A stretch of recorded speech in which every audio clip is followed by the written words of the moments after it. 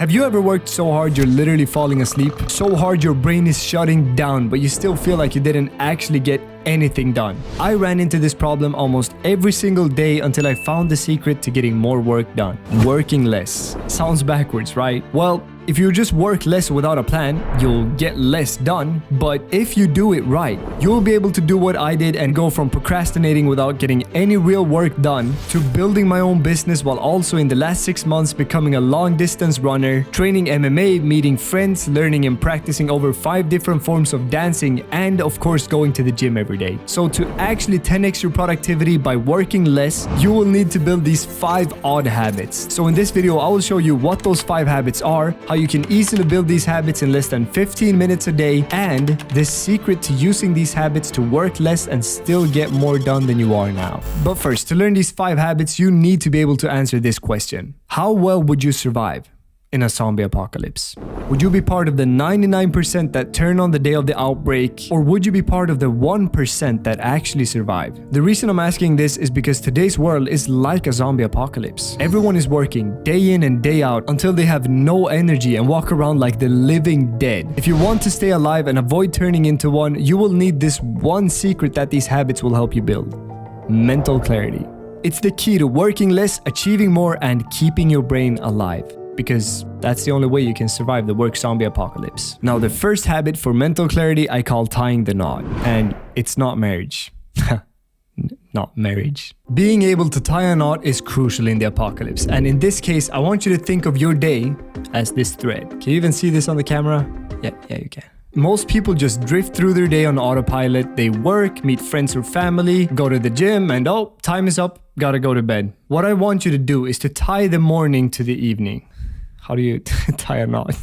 God damn it. So how do you do this? Every morning when I set my daily goals and do affirmations and so on, I answer the question, what would the best version of today look like? And then I write something like, I start by going for a run and push myself insanely hard. Then I work deeply for 5 hours, getting tons of work done. And then I go to the gym and work out so hard I can't lift my arms. And then I go to the dance and talk to everyone I know there, stay super social, have so much fun. And then I go to bed feeling like I've really earned my sleep.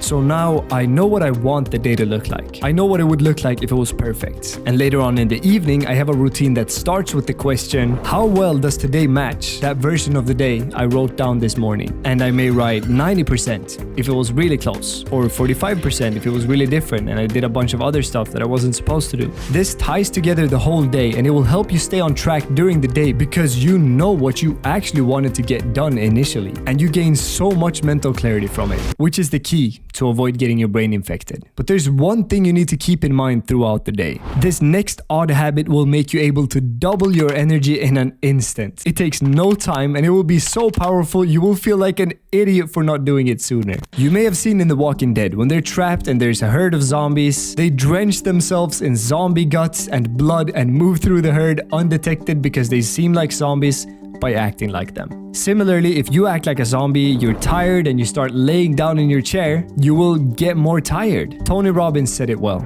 Emotion is created by motion. Whatever you're feeling right now is related to how you're using your body. If you change the way you're sitting or even stand up and work for a while, you will notice an almost instant shift in energy. You of course get tired sometimes, you're going to want to slouch, but catch yourself. Force yourself to sit or stand with a straight back in an alert position. Now, the third odd habit will make you seem poetic and a little mystical, and it will make you work faster than ever before. It's very important in a zombie apocalypse to be able to defend yourself at all times, so you need to make sure that you're always carrying a journal, of course. Always carry your journal. Nothing else.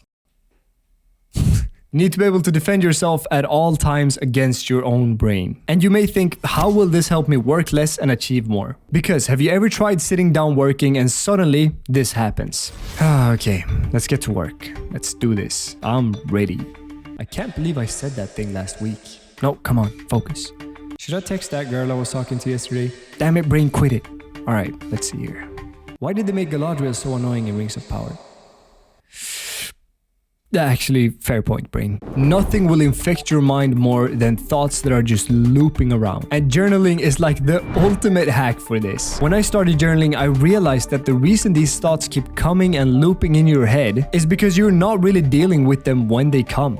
so they appear again. If you write down whatever is bothering you and you ask yourself, how does this bother me and why, and also what can I do about it, to your surprise, you will no longer be bothered by it. And just keeping a journal at home is not enough. The trick is to always have it on you, because I can't stress this enough. If you have a thought and you go, I should journal about that later, 99% of the time you won't, or 100% of it. You won't even remember what it was. You'll just remember that you wanted to journal about something. So make sure you're always carrying a journal, of course. Now, the fourth habit is proven to increase your ability to generate ideas and solutions by 60%. And you can do it anytime, in just a few minutes. This odd habit was actually invented by an animal in the late Silurian period. Around 428 million years ago, the millipede known as Pneumodesmus pneumoni did something for the first time in the history of life on Earth.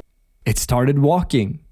There was a study at Stanford University about walking where they tested how much of a difference it makes in creative thinking for problem solving and so on. And the participants that got to walk before they were given a task showed a 60% increase in ability to come up with solutions for it. And it didn't even really matter if they walked outside or on treadmills, as long as they just walked for a while before, they experienced this 60% increase. If you solve problems in your work, which most people do, it's absolutely essential to take short walks throughout the day. But walking still won't really help you that much if everything in your life is chaotic and if you don't even know what to do in order to start getting work done, which is why you need the final and most important habit for mental clarity. Now, imagine if there was a pill that gave you a sense of direction and purpose in life so you would always know exactly what to work on at all times, because your mind was so crystal clear. Well, this pill does exist, and it has existed as long as our planet. No, actually, as long as our universe. Well, you know what? Actually,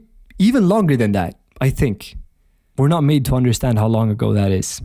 Anyways, what is this thing? Silence.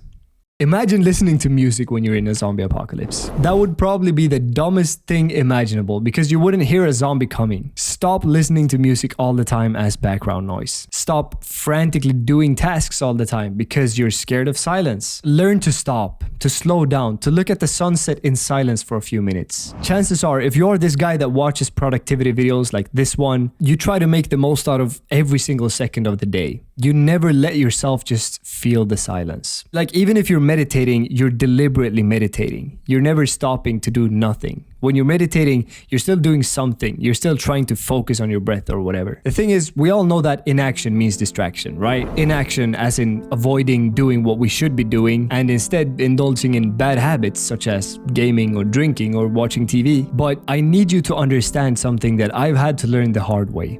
Action can also be a form of distraction. If you refuse to sit in silence with your own thoughts, so you stay active from morning to evening, you're not much better off than the couch potato. Find stillness, find silence, let the thoughts flow, and don't forget to write them down in your journal. That's how you survive the apocalypse. However, none of these habits will really help you work better unless you actually structure your work properly as well. And in order to do that, watch this video. And don't forget to earn your sleep.